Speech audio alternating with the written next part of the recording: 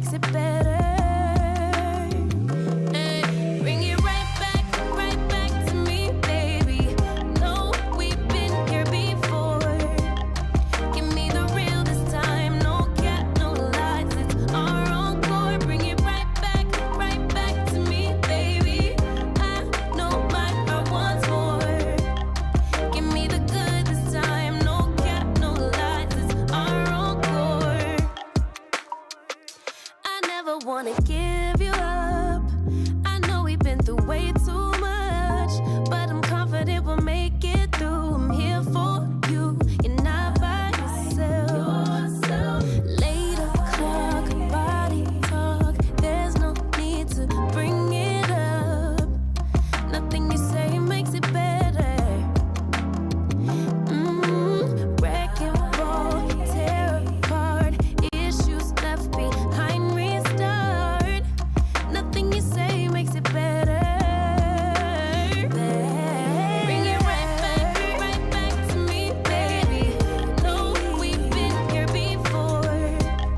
Give me the real this time, no cap, no lies. It's our encore. Bring it right back to me, baby. I know my heart wants more. Give me the good this time, no cap, no lies. It's our encore.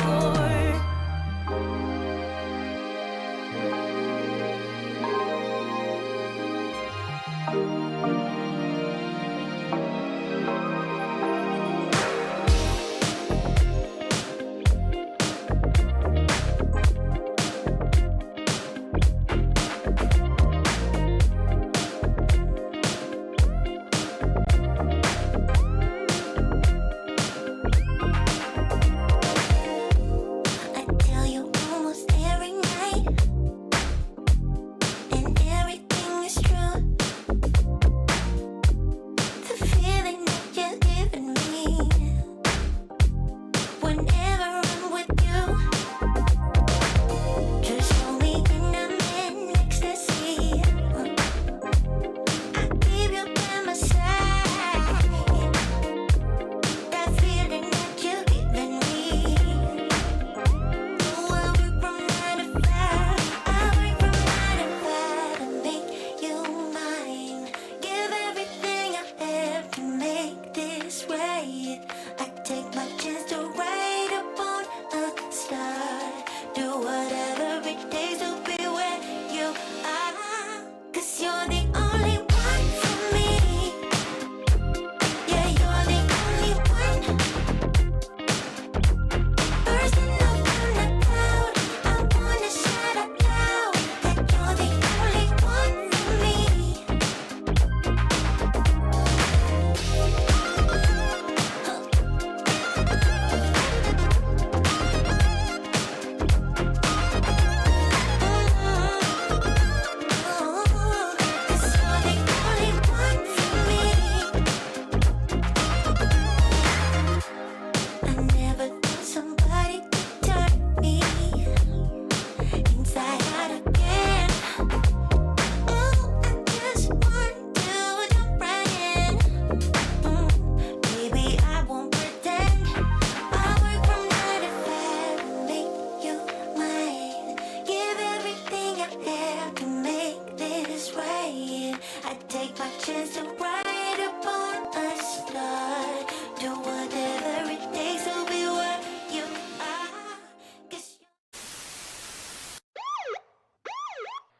Welcome to the only show bringing cops and the community together for some real talk and some real listening.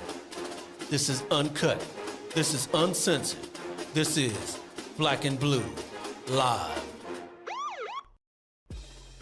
Hey, Black and Blue fan, what is going on? It's your boy Dale here. This is Black and Blue Live. Let me do something real quick. I got some issues going on here with the show. Let me make sure we get all that straight. Sorry about that, ladies and gentlemen. Technical difficulty. You know, this is live. This is what we do when it's live. All right, but hey, thank you everybody for tuning into the show today. We got a real good one for you here today, and I can't wait to get to it. So, you know, we got right now in law enforcement, we've got a big problem with people trying to join or not joining as much as they used to back in the 90s. I know when I first wanted to get into the profession, there were lines around the block, and nowadays not so much. And that's some of it warranted, some of it not. But people really don't want to get into the profession anymore. But those that do find it really rewarding, and we got 3 guests here to share you their stories with you. 3 females, veterans of the profession, and we'll get to their stories here. So, but first, let me again. What's going on here with my system? There we go. We got it all set now. Sorry about that, ladies and gentlemen. There we go. Yeah, like I said, this is live. So, hey, let me get some comments on here real quick before we get going. We got, let's see, a LinkedIn user saying good evening. Hey, whoever you are, looks like LinkedIn's being private there. But we got author Sherry saying hello, everyone. So thank you for tuning in. There's Sherry. We got a Janice Powell saying hello. And Cedar Dixon saying hello, sisters. Hello, sisters. So yes, well, like I said, we're gonna have some females here. Law enforcement is a male-dominated profession, and these sisters here are gonna talk about their experiences and a book that they helped write as well. And before we get into it one more time, we got Curtiana Washington saying hello, everyone, sisters in blue. Yes, love that, love that. So. Hey, let's get to it. Here's our first guest. Let's get to it. So like I said, we've got 3 law enforcement vets. Our first vet here is a veteran, recently retired from the Metro Washington, D.C. Police Department. Everyone, please help us welcome to the show, Chanel Dickerson. How you doing, Chanel? I am doing fantastic, Dale. Thank you so much for having us. All right. So I said recently, you just recently retired from the PD over there. How long you been retired now? About almost 15 months. 15 months. And how's your retirement life now? Oh, I'm living my best life. I really am. I know, right? Yeah. I feel like in law enforcement, sometimes it feels like we're institutionalized. And then when we get out of law enforcement, I had that separation anxiety. But now I'm really showing up as Chanel and able to be Chanel. Okay. All right. And what'd you do over there? How long did you do with Washington Metro? I started with MPD at 17 years old as a police cadet. I had a 2-year break-in service, but I spent a little over 30 years in law enforcement and retired as an assistant chief of police. All right. Love to hear that. Love to hear that. Congratulations on making it to the other side. Yeah. Thank you so much. All right. Our next guest is also a veteran of the DMV area. That's the DC Metro, DC, Maryland, Virginia area. Everyone, please help us welcome to the show from Falls Church, Virginia, Derica Wilson. Hello. Hey, Derica. How are you? Hi, I'm doing good. Hi, Dell. Thank you so much for having us. Absolutely. Absolutely. So what's that shirt say right there that you're wearing there? It says, many are called, but few are chosen. Ain't that the truth? And chosen is the chapter in the book. So my chapter in the book is called Chosen. Okay. Yeah, we'll talk about the book and how all 3 of you help participate in that. But tell everybody a little bit about yourself. Where is Falls Church? Falls Church is in Northern Virginia. I served there as the first and only Black female police officer. I actually retired from government last year myself after 22 years of service between law enforcement and the District of Columbia government. And like Chanel, I'm living my best life. I'm living out my purpose and passion, doing what it is that I was called to do. All right. And I'll talk about that a little later. Yes, yes. Love to hear it. Love to hear it. And congratulations to you as well for making it to the other side. Thank you. You got it. You got it. And last but certainly not least, she is also a member of the Metro Washington, D.C. Police Department. Everyone, please help us welcome to the show, Janique Spriggs. Good evening. Thank you, Dale. Thank you for inviting us. You got that. You got it. You got it. How you doing today? I'm doing great. All right. All right. So tell everybody a little bit about yourself. Like Chanel, I started off as a cadet. I started as an out of school cadet at 19 years old back in 1989. This is my 33rd year in law enforcement. I retired. I came back. I worked with missing in the missing persons unit. I wasn't ready to stop working yet, so I went back. I have a nice position, and I do plan to live my best life on and off the job. Right. Yes. Yes. There you go. Yes. There you go. And how long you been back? This is my third year. This month Oh is my wow. third year. All right. All right. All right. So no end in sight. You still working, still doing it. Just for a little while. Just for a little, Just for a little while. just for a little while. All right. So ladies and gentlemen, that is our panel. And so hey, let's get to it. All right. So as you see there on the lower banner there, it says Uncuffed Voices, Stories of Women in Policing. Uncuffed Voices is the name of the book that three of these ladies here had a part in authoring. So we'll talk about that as well. But hey, we talked about some of the things that you did in your career. So we kind of want to lay some groundwork so everybody knows what you guys did. But hey, we got a lot of comments on here already. So let me get to some of these comments already. We got was that Janice Powell says that she's Chanel's aunt. It was Hey auntie, hey auntie. We got some more applause for you from Miss Washington.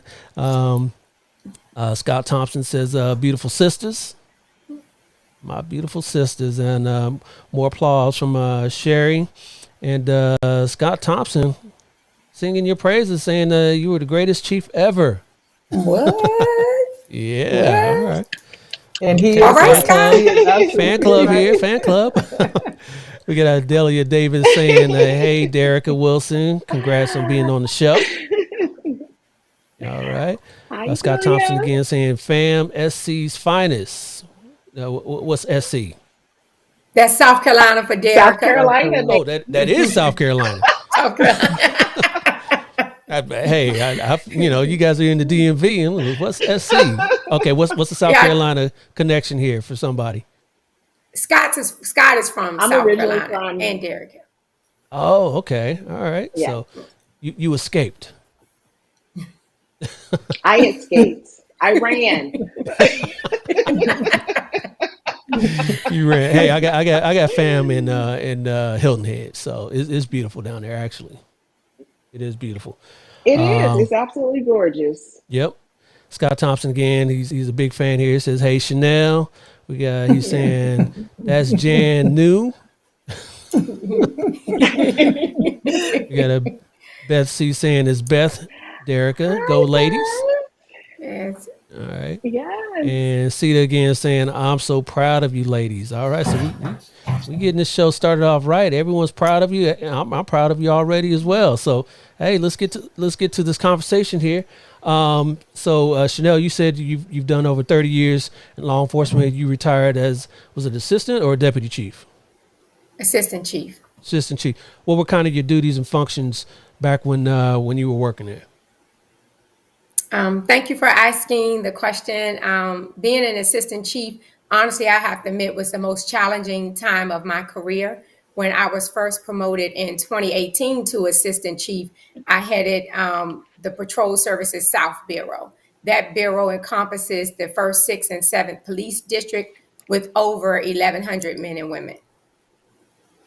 And then after that, probably I did that for a little over 3 years, and then I was reassigned to the Youth and Family Engagement Bureau. That bureau encompasses the School Safety Division and the Youth and Family Services Division, where Janique works now. Okay, yeah, we kind of did talk off air about what Janika's doing well, so we'll let her talk about that. And Derica, what would you kind of do over there when you were with Falls Church? Falls Church is a very small police jurisdiction, and one of the benefits of working there is that you become well rounded with everything. I mean, you're doing investigations from the beginning to the end. And as I mentioned, I was first and only Black female police officer. I did meet my challenges there, but I'm grateful for those challenges because those challenges really strengthened and made Derica who she is today. But serving as a police officer, I mean, you see the good, bad, the downright ugly, and you just keep going at it. And it really was a rewarding career for me because it set the trajectory of where I am and who I am today. Yes, yes. And I sing the praises of small departments. I work for a small department as well. We're about 100 sworn, so out here in Southern California. So I know all about that. All about that. And Janique, we kind of glaze over the fact that you work in the missing persons unit. Talk about your experience in your vast time over there at Metro DC. Okay. Well, I did 20 years in patrol in a nice area of Washington, D.C., Northwest area. And I was assigned to the missing persons unit in DC, and that was like a whole new job for me. It's been really rewarding and nice working in that unit, finding our missing kids and adults and reuniting them with their families and friends. Yes, yes, that is very rewarding because you got some people that don't want to be found, but the majority of them are missing for one reason or another, and there's need to be some sort of closure, even if they are missing and have met the ultimate price that they're no longer with us. At least the family gets some closure, right? Yeah. Yes. Yes. Absolutely. Yeah, absolutely. All right. So, what kind of drew you guys into this? I won't say it, as much here, but I'm a male, right? And it is a male-dominated profession. But what kind of drew you ladies to wanting to get in this profession in the first place? I actually start. I was born in Danville, Virginia, and there, when I was 9 years old, there was one Black police officer who was on the police force there, and I interacted with him and saw how he interacted and cared about the community. And I said when I was 9 that I was going to be his partner, not thinking about the age difference. And later, I moved to Washington, D.C., and that started the trajectory of my law enforcement career. So I knew I always wanted to be the change that I wanted to see. I saw issues, gun violence, poverty, drugs in my community, and I knew that it would take someone like me to enter into law enforcement to help make a difference and bridge the gap between the community and the police. Yeah. Did you get any pushback from the family or your friends because you wanted to be a police officer? Yeah, well, actually, my mom was afraid. She was trying to talk me out of it because she is a mom. She was thinking about the dangers of it. I don't think she considered like the challenges of being in a male-dominated profession. She only just thought about the dangers. So it was our faith that helped her overcome those fears. And then eventually, she said, "Somebody's child has to do it, so my child should do it." And I Yes. just never look back. I've had a rewarding career. Although I've had challenges, like Derica stated, that was the profession for me. I'm not sure I'm done with law enforcement yet. I'm just not sure I'm hanging up that hat yet. Although I'm Okay. out of one department, yeah, it may be something in the future. Yeah. All right. All right. Before Derek and Janika move along here, we got from Miss Washington says, these three beautiful ladies with the passion for our missing. Thank you all for your service. Yes. Thank you. You're welcome. Yep. So Thank you. go ahead, Derica. I just want to also acknowledge some of these people that are commenting. These are other co-authors, so I'm so happy to see them on here. And thank you all for supporting and sharing your stories as well. What got me into law enforcement? I've always had a passion to serve. to be of service. And I also had a part of me that wanted to also be an educator. And I said, well, I can have my cake and eat it too. I can actually go into law enforcement, but I can also go into the schools as a DARE officer. Remember during the times when they had Yeah. DARE? I was a Yes. certified DARE officer. I was also a GRATE officer, the Game Resistance Education and Training. And that was such a huge passion for me because I was able to connect with the community that I worked in.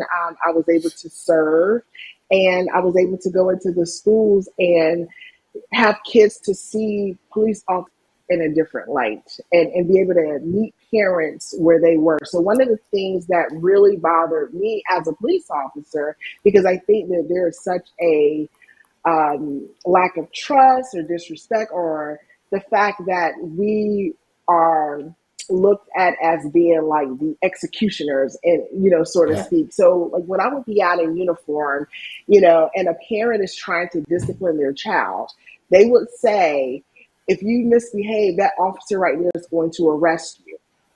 Yeah. And that Yeah. instilled Yeah. fear in the children. But that was an opportunity for me to educate that parent, but also have that child to see us as a friend, because we want them to come to us if they ever had or needed any help. So I wanted to use my love, my passion to serve, to really get into that community and make a difference as a law enforcement official.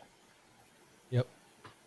Love to hear that. Yeah, because you do hear that all the time. If you don't behave, he gonna take you away, or she's gonna take you away. Yes. And no, we not doing that. We Yes. not doing that. Yeah. Janique, what was your inspiration?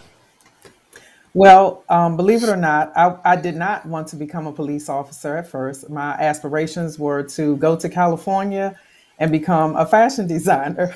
Uh oh. But those dreams were not supported at that time. And I said, well, what I'll do is I'll go in the police department, become a police cadet.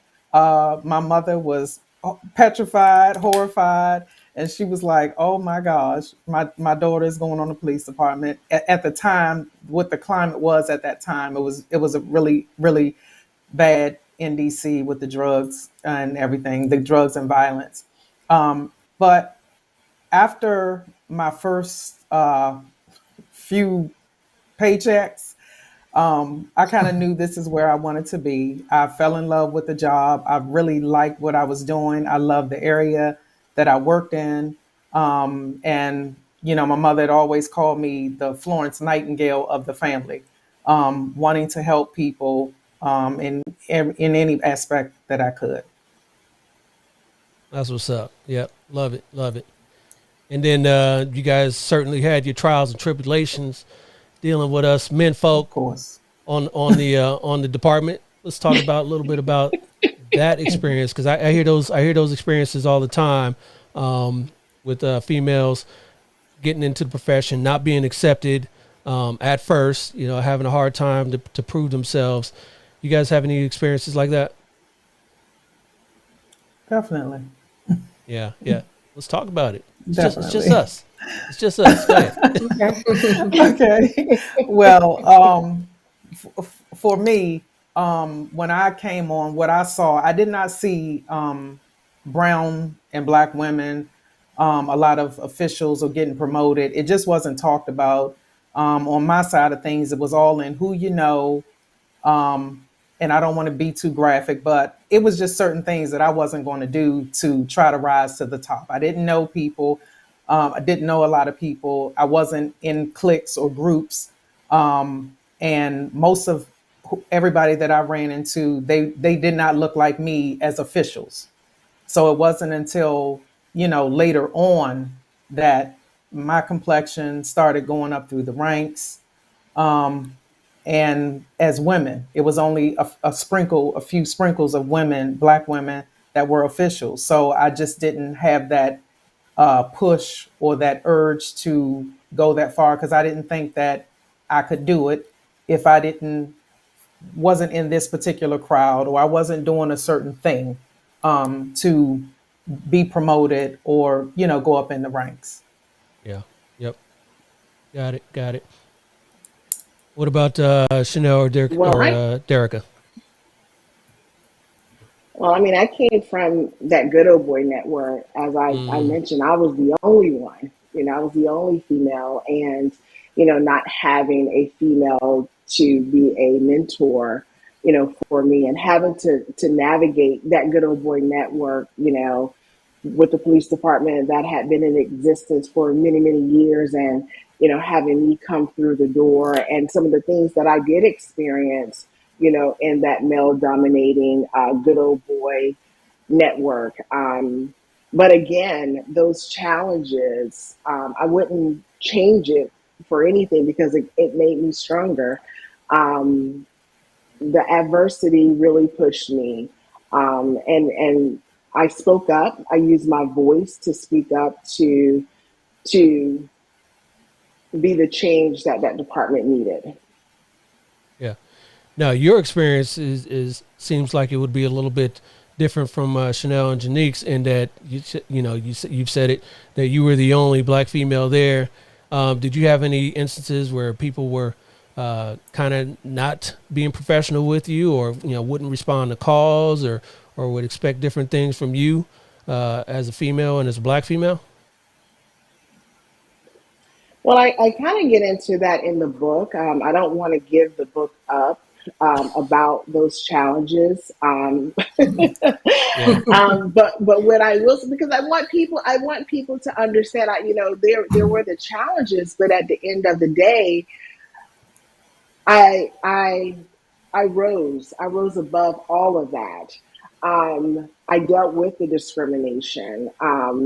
I dealt with um, different experiences that I kind of lay out. And I'll use one as an example.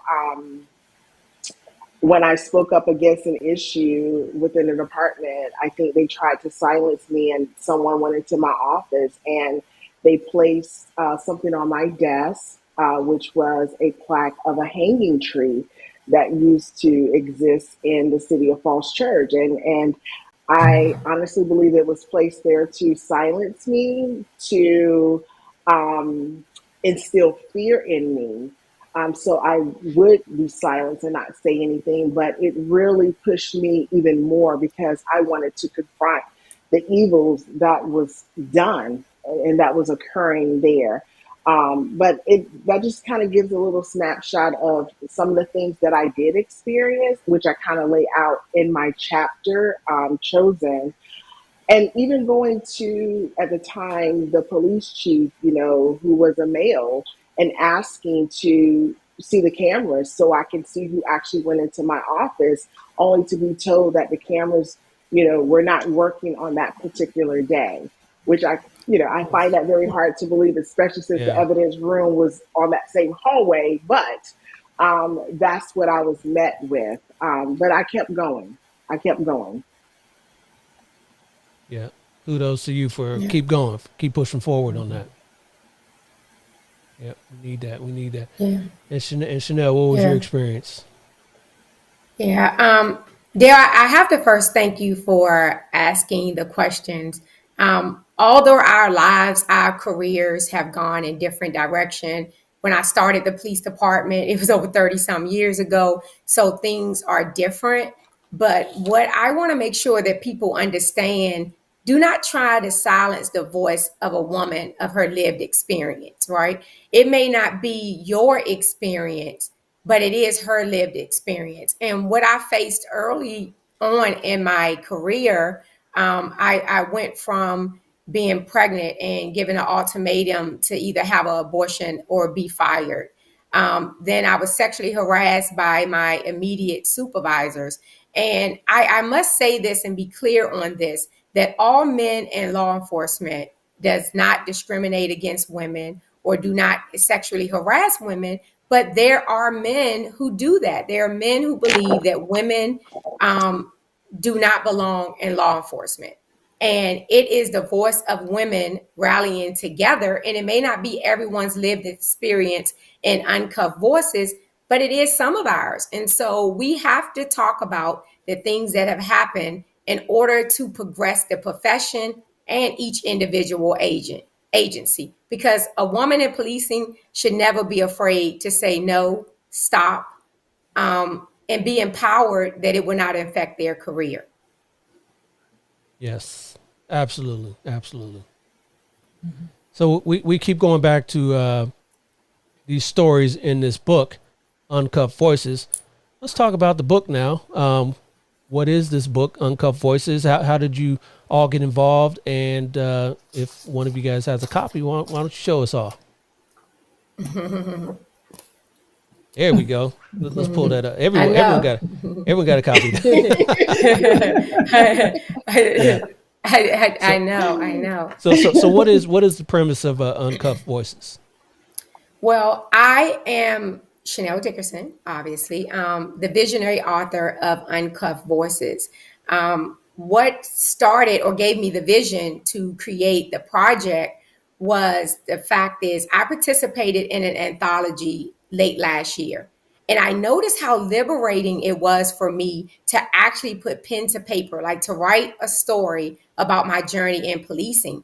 And I felt that if I could be liberated from writing, and I know that storytelling promotes healing and transformation, I wanted to give my fellow ladies in law enforcement an opportunity to be brave, transparent, share their stories to promote healing and show their strength, their hope, their triumph, and their resilience to be able to tackle the different things in law enforcement. And although they share, and it's 19 of us, I am the visionary author, and it's 18 contributing authors. Although there's 18 chapters in the book and it is diverse perspectives on law enforcement, it is their stories. And I wanted them to be unapologetic about sharing their stories with the world.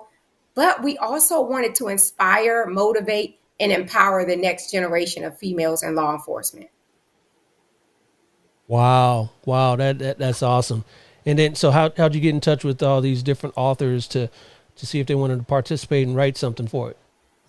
I know, right? Some of the ladies I have a relationship with prior to the project, but I put out an author call on social media, calling all female officers from all over the country who were interested in writing their story in this anthology. And that's how I met. I knew Janique and Derica because we both work in the space of missing persons. So I knew them. But when they heard the author call, neither one of them hesitated. Like I had spoken to both of them offline before I even announced the author call. And they were both like just waiting, saying like, I'm waiting to join this project. It's necessary. Growing up, because I did grow up in law enforcement starting at 17, I never had a female mentor to help guide me through this male dominated profession. And although I had some male mentors throughout my career, I never had a woman that come grab me by my arm and say, let me show you the way. And so I wanted to create this sister circle in law enforcement, and that's what we have here, to be able to help each other, overcome some of the pain and help with whatever career goals or business goals that we have moving forward. Nice. And I've Yeah. been putting up a few comments here on the book here. So we got Scott Thompson again saying 18 remarkable women with 18 phenomenal stories of strength, courage, resilience, and inspiration. All right. A LinkedIn user saying book is really inspirational and many women will see themselves in your stories. Thank you. Yeah. That is And absolutely correct. I mean, yeah, that is so correct. If I can just chime in on that, I think yeah, go Chanel, ahead. we talk all the time about, this book. We all are law enforcement, but our stories resonate with women across many different professions and industries, and it's just been a remarkable journey for me to connect with so many wonderful queens with this book project. And as Chanel mentioned, as soon as she shared this vision, I was on it. I was on it. I am a huge supporter of women getting into law enforcement. What I will say is that, again, my journey in law enforcement, I wouldn't change anything, the good, the bad, the downright ugly, because of me. But I want others to see themselves as the change that their community needs.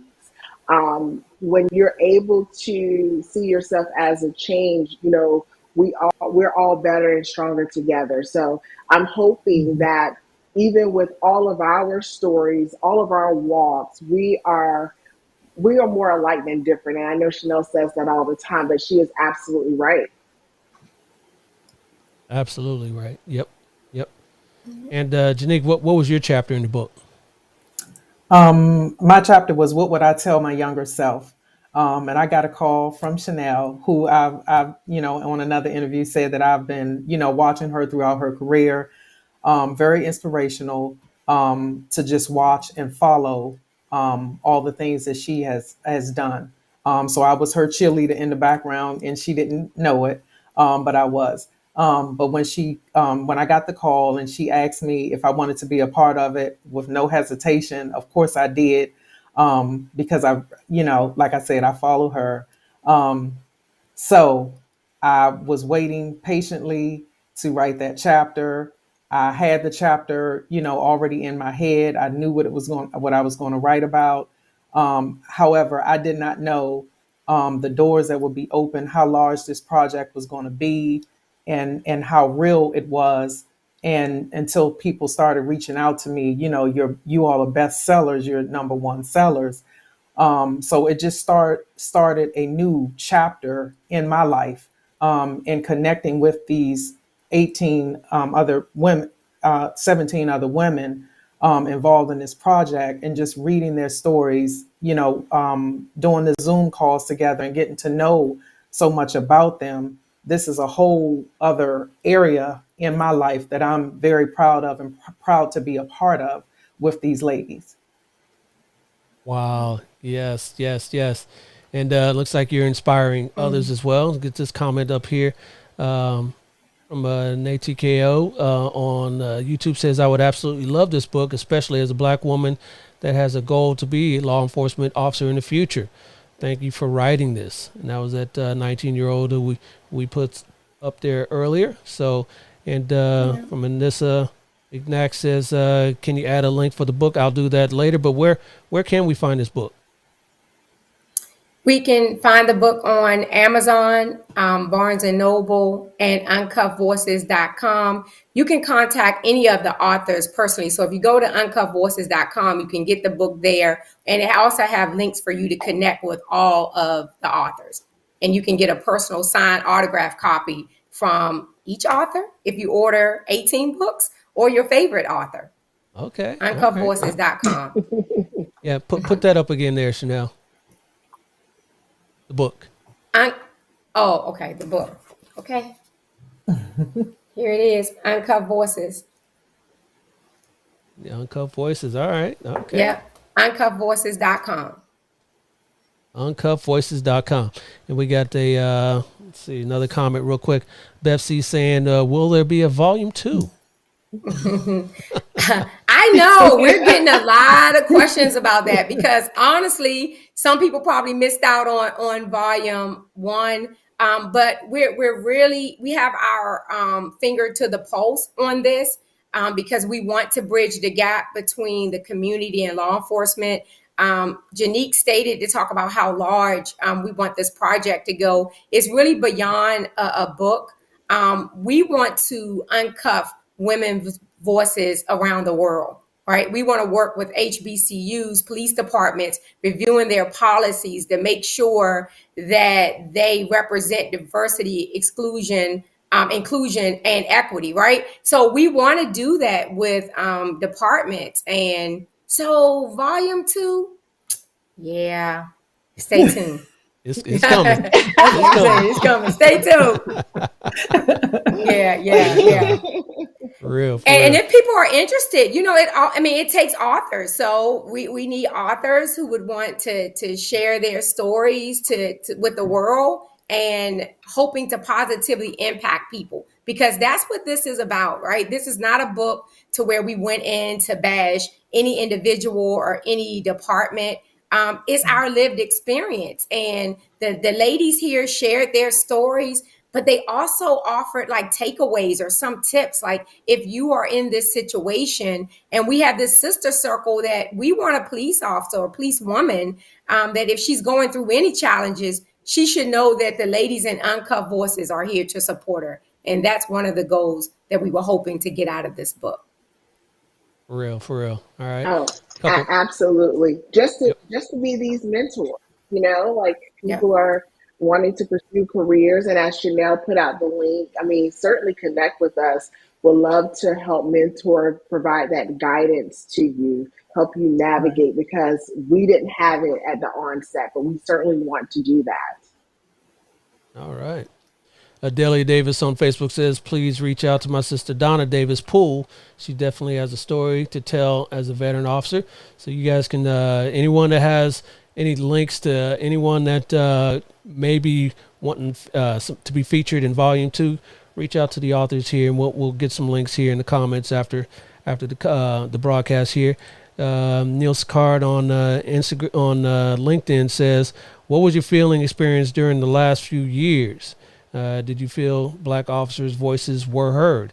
Yeah, let's get into that because I was going to move along here and talk about other things in you guys' career, but the last few years, 2020 being the impetus of everything as far as the civil unrest and all the changes and defund the police movements and all that.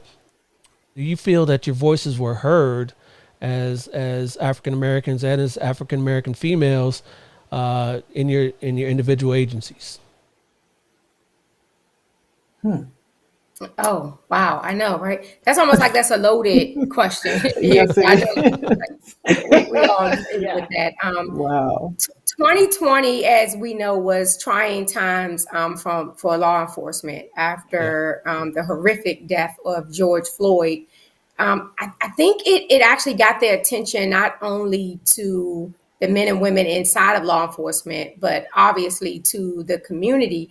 I noticed that my perspective on law enforcement kind of changed, right? I looked at the fact, I mean, it's a fitting that we're on Black and Blue podcast here doing this live because it's really where Black and Blue actually intersected, right? That I actually looked at that I am a Black woman in law enforcement. To see the life sucked out of George Floyd was heartbreaking for me. It had me question, like, why are you doing this? Like, why did you decide to join law enforcement? Is this really what we represent? I mean, I think all law enforcement, first of all, I was furious at what happened, right? But you had to think about it for one moment because some of my colleagues, I heard them say that he should have just complied or that's what he deserved. And I was like, wait a minute, wait, hold up. Like everyone who watched that video should have said that that was unacceptable, Yep. inexcusable. Yep.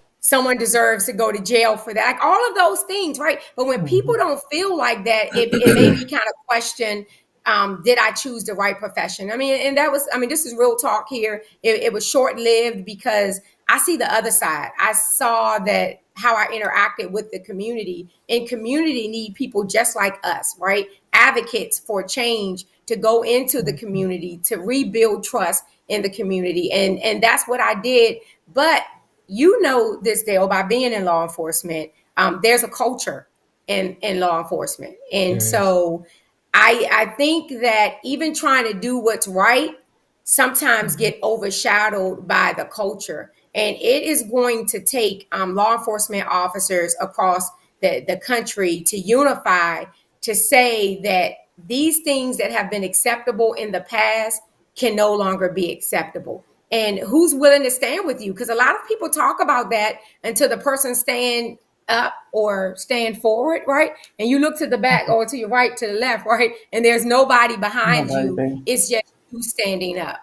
Yeah, no doubt. I'll tell you why I joined. I first got involved or interested in law enforcement way back in the 90s with Rodney King. That's the same sort of thing, with George Floyd. And to me, being out here in LA, I decided, hey, maybe I can't change the whole department, the whole culture that we're talking about per se, but it can start with one person. And if I'm on the department or any department And that doesn't happen in my presence. That doesn't happen because of me. That doesn't happen because the officers around me know that, Dale doesn't play that. Then, I think I've done a good thing. And then maybe the next person can see that behind me and want to do the same thing. And then that's how we can institute some change. Yeah. No, you're Well, I absolutely right. think Dell, you hit yeah, you hit the nail right on the head. In order to correct a problem, you must be willing to be the change.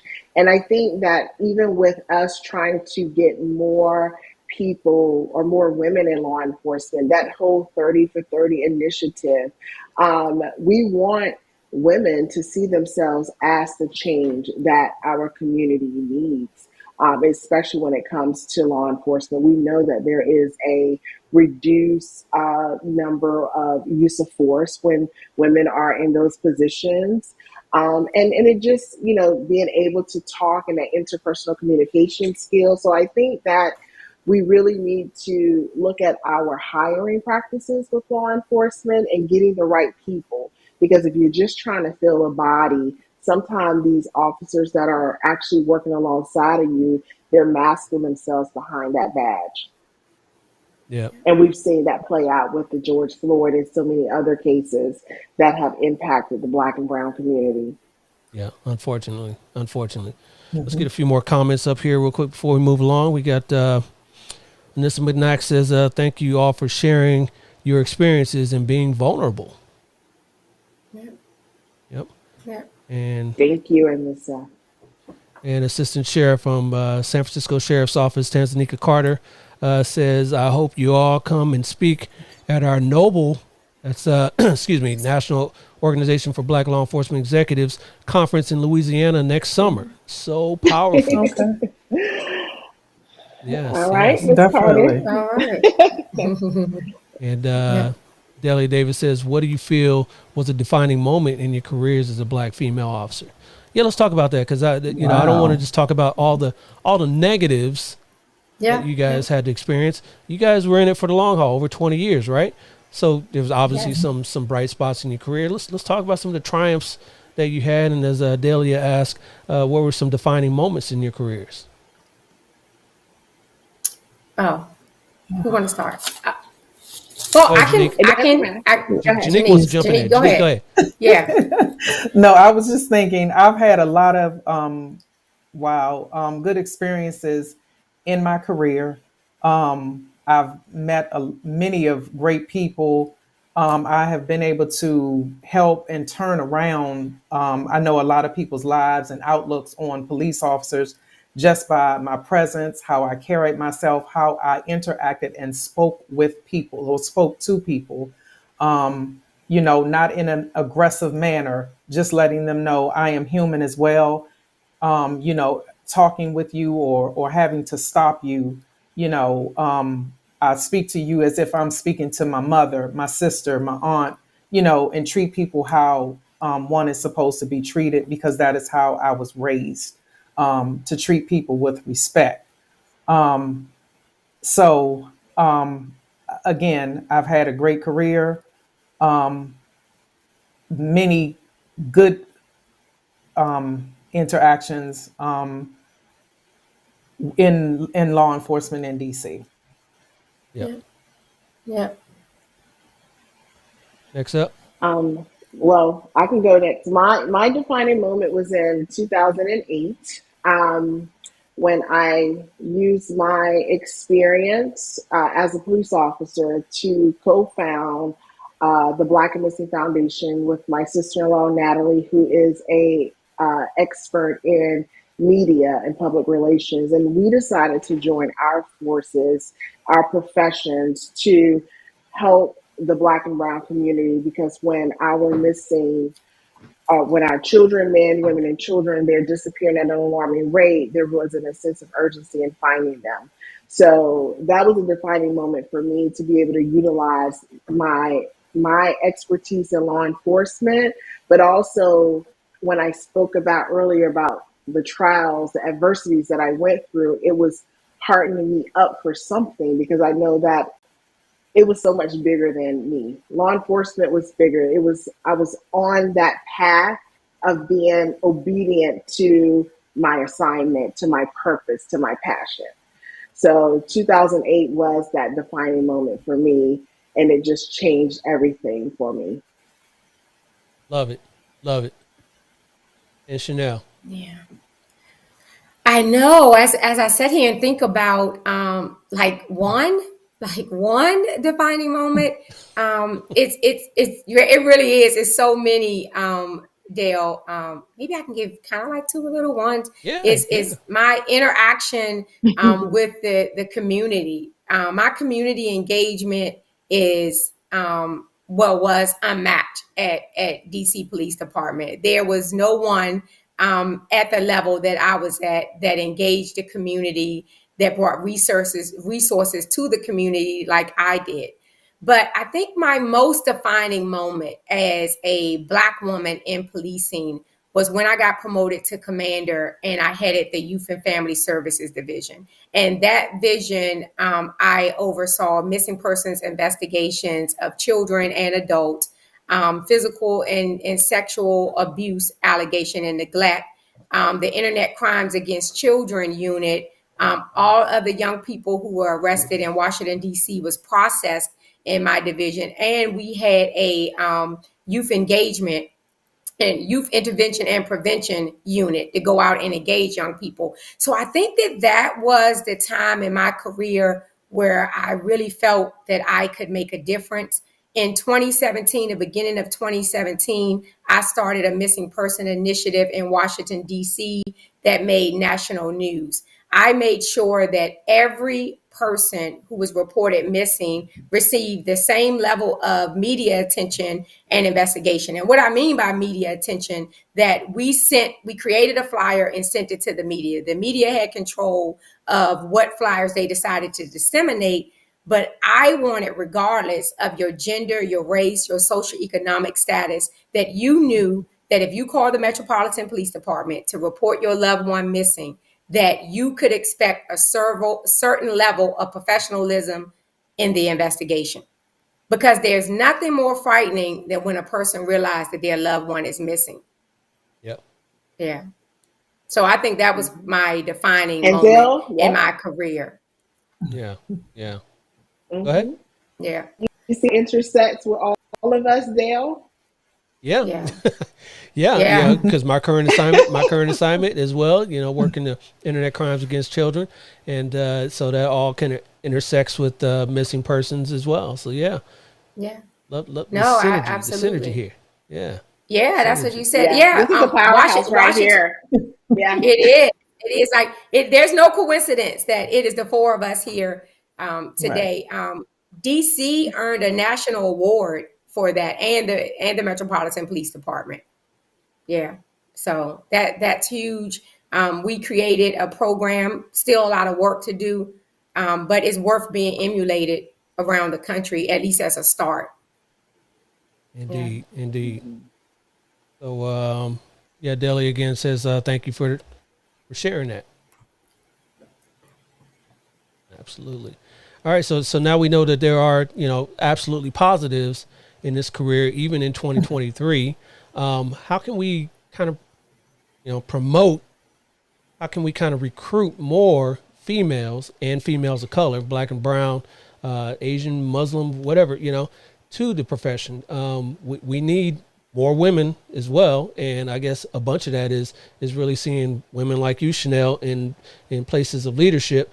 But how else can we promote that? How else can we get more women involved in law enforcement in 2023?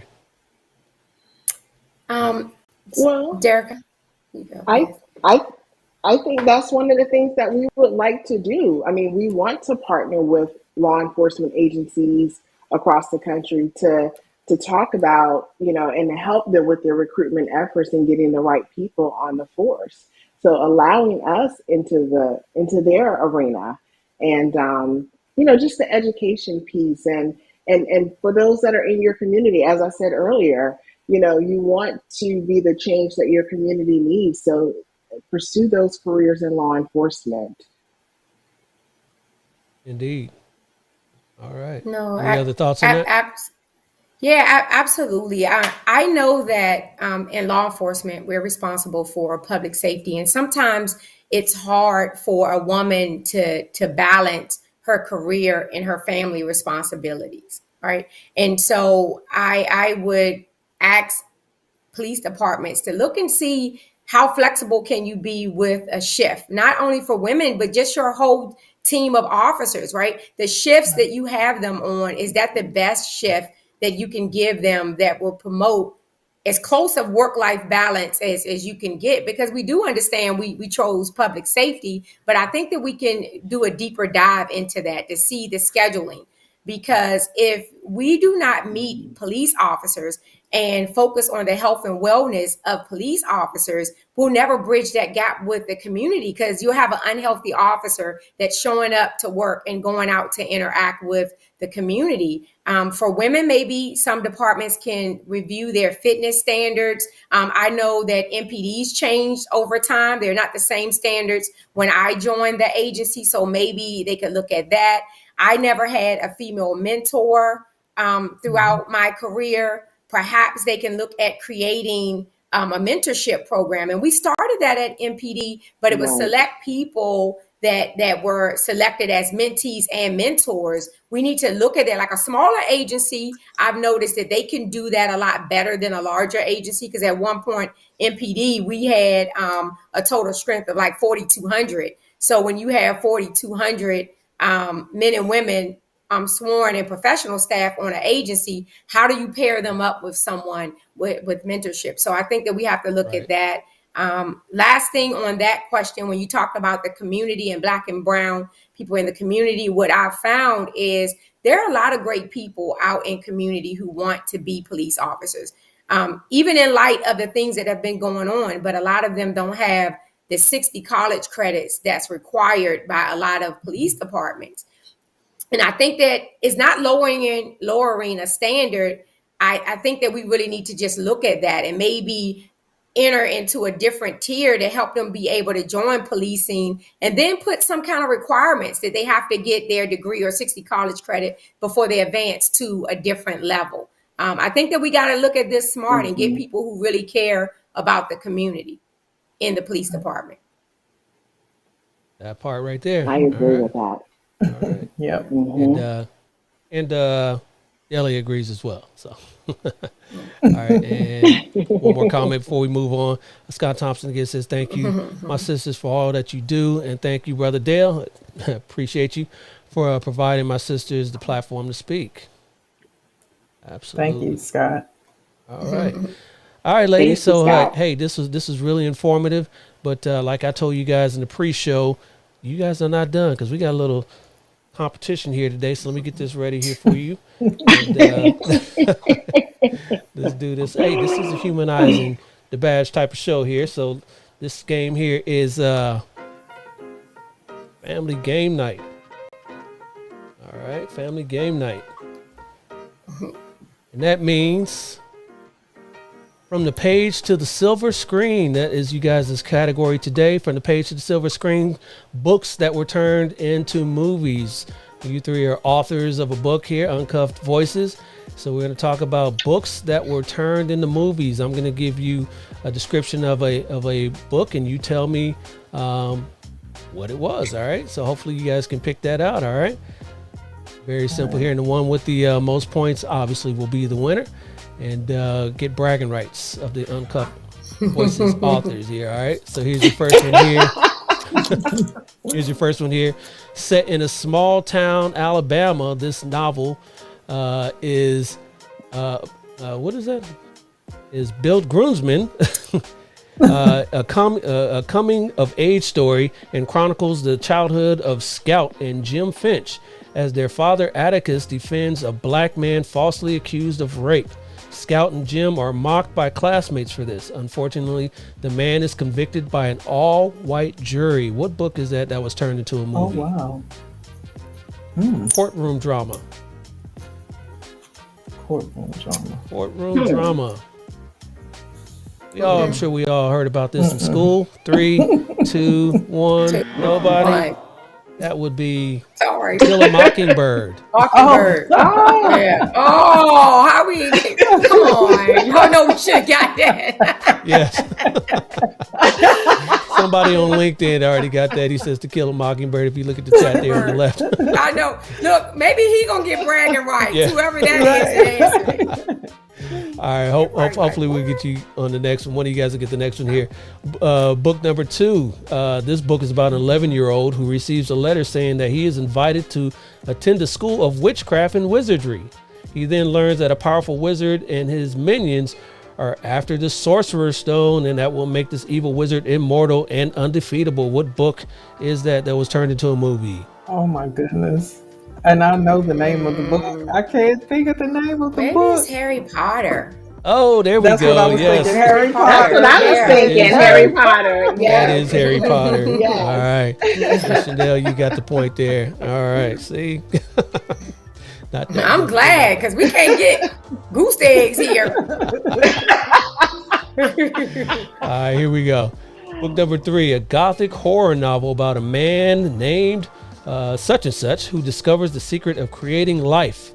He uses this knowledge to form a hideous monster, which becomes the source of his misery and demise. Wow. A man created a monster. He created this monster. We're getting into Halloween monster. Frankenstein? Frankenstein, yes. That's it. You got Come on, Derek, you get this so we can tie this thing. Girl, listen. I'm too busy finding missing people. I ain't watching movies. I know. Sherry got that one. She said Frankenstein, and the LinkedIn user as well said Frankenstein's. All right.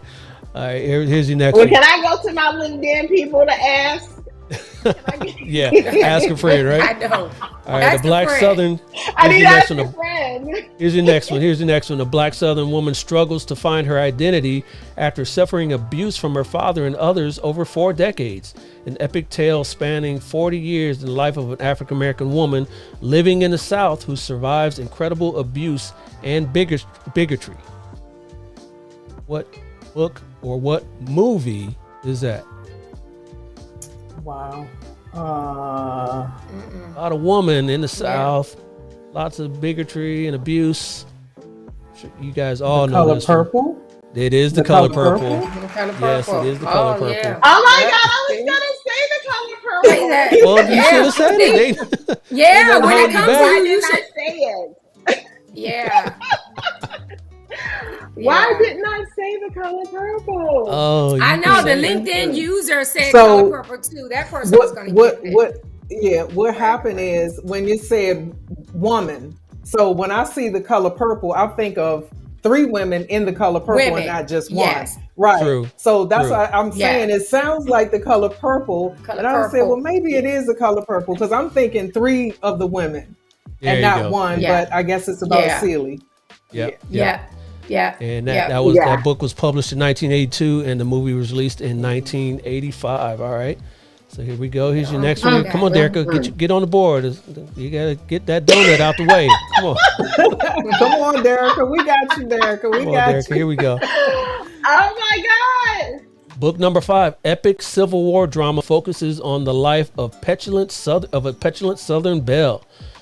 Starting with her idyllic life on a sprawling plantation, the film traces her survival through the tragic history of the South during the Civil War and Reconstruction, and her tangled love affairs with 2 different men Oh, wow. during the Civil War. Yeah. I know. Don't know that. You guys all know this. You know the movie. What's You your know the name? movie. What's that? No, Derek is asking me if I know it. Wait, hold Yeah, on. right. You know the I'm movie. like- I'll give you a hint. We know Frankly, the my movie. dear. Oh, Franklin, my Gone with dear. the Wind. Yeah, it's Gone with the Wind. Yeah. Yeah. Look at you, Janique. You're right. I read all Right, these books, exactly. and I've seen Yeah. Gone with the Wind I about see 5 that. I times. haven't. Yeah. I have too, Yes. actually. Yeah, I haven't seen Gone with the Wind. You I there? haven't You seen I have to haven't see seen Gone with Gone the with the Wind Wind. either. You Yep, have to yep. see Gone with the Wind. You I have haven't to seen see it. I'm telling you, Yeah, but it's it was a really a good book. movie. Yep. All right. few more here for you. We can get you on the board, Derica. This is the story of Lewis. How many more we going? Like, Enough to get you on the board. Enough to get you on the board. This is the story of Lewis as told in his own words of his journey through mortal and immortal life. Lewis recounts how he became a vampire at the hands of the radiant and sinister Lestat, and how he became indoctrinated unwillingly into the vampire way of life. Oh, I'm calling a friend.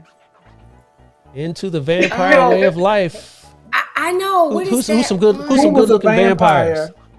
Who's some good looking my vampires? goodness. Who was a vampire? Yeah, remember that one that was the girl named Bella or something? No. Yes, Yes, that's the one. Bella, and it was like No. 4 or 5 different ones. No. That's not it. It was No, that's way not- before that's that. not it. Way before that. Way It was before that. way before that. This Oh, is like wait our a minute, age. hold on. Yeah, Dale, I I'm not that old, Dale. No. I'm talking about like the 90s. The 90s. I'm talking like the 90s. Come on now. Let's see Brad. Oh my Let's see God. Tom. Okay. Tom was in it. Cruise played in it. Tom Cruise is in it. Brad Pitt's in it. Oh no, I don't know.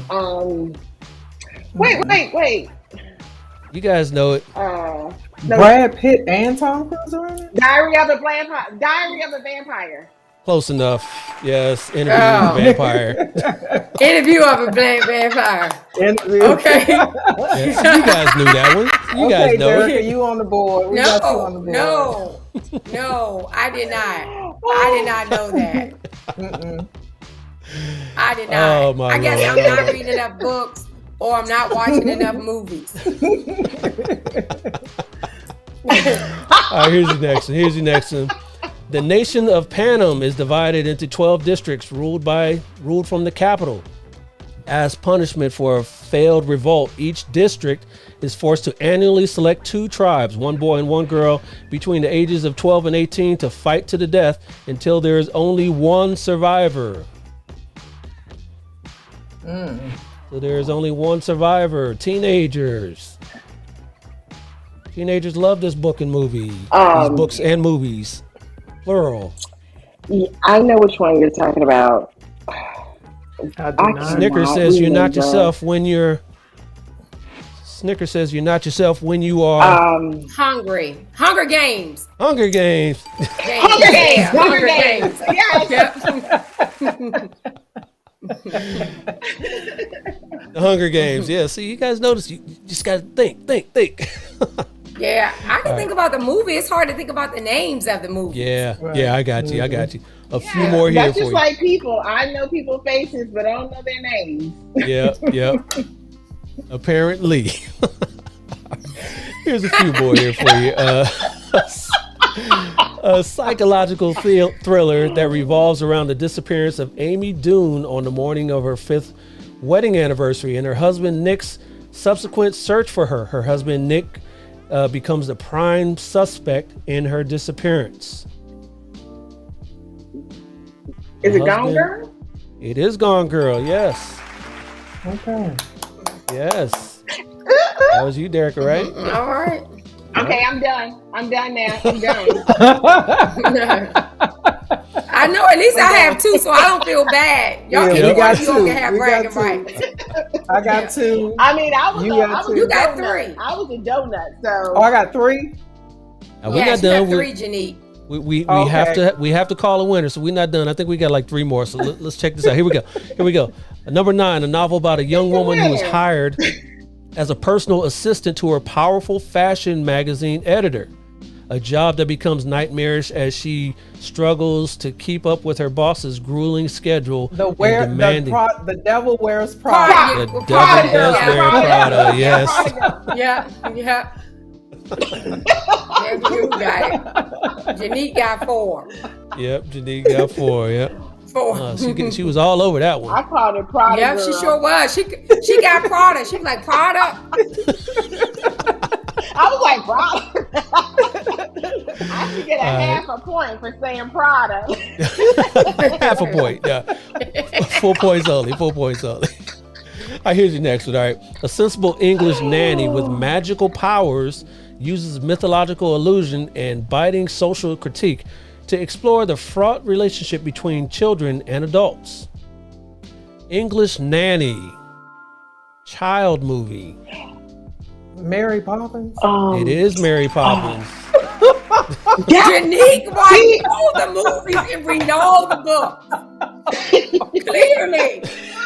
Hey, it's either the movie or the book. I mean, She She running away with it. I mean, she know everything. She running away with it. Yeah. All right, here we go. Next one here. In Lord. 1963, a rodeo cowboy and the ranch hand are hired by ranchers such and such as sheep herders in Wyoming.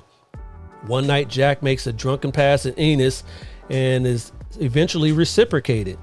Though Enos marries his longtime sweetheart, the two men keep up the tortured and sporadic affair over the course of 20 years. Two men. Rodeo. Oh wow. Brokeback Mountain. I think that was Derica that got that one first. No, that was me. I said. That was me. Let's go to the replay. Let's go to the replay. No, we don't even have to. We It's giving it okay. to Derek. Derica can have it. Yeah. I think this was that last. We got two more. We got two more. Two more. Enough for you guys to tie it up. All right. Number 12. This story of a young white woman who's an aspiring journalist, Skeeter. The story focuses on a relationship between two black men. That is The Help. Yes, she knew that one. The Help. Oh, look, You sorry. ain't gonna let me finish that one. Read the whole thing. I'm gonna make sure I got mine in. Oh Lord. During the civil rights movement in 1963, Jackson, Mississippi. All right, yes, it is The Help. Published in 2009 and releases the movie in 2011. All right, now we got a game now. Cedar says we got a game now. All right, here we go. Here's your last one here. Horror story set at the end of the Second World War. A farmhand, his family, and community come under lethal attack from a flock of birds. Birds. It's gotta be the birds. Like, It is the birds, right? The birds. Birds, yeah.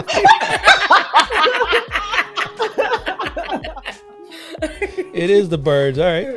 Well, we got 4, 3, and 5 here, but hey, I'm gonna give you guys a fighting chance here by a tiebreaker.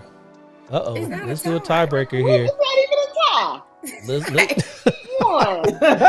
we gonna do a tiebreaker here. All right. So let's go here. What happened to the tiebreaker? Oh, I guess I didn't do the tiebreaker. Book turn to we got movie. a winner. There is no Uncuffed tiebreaker. We don't need a tiebreaker. That means Janique is the winner.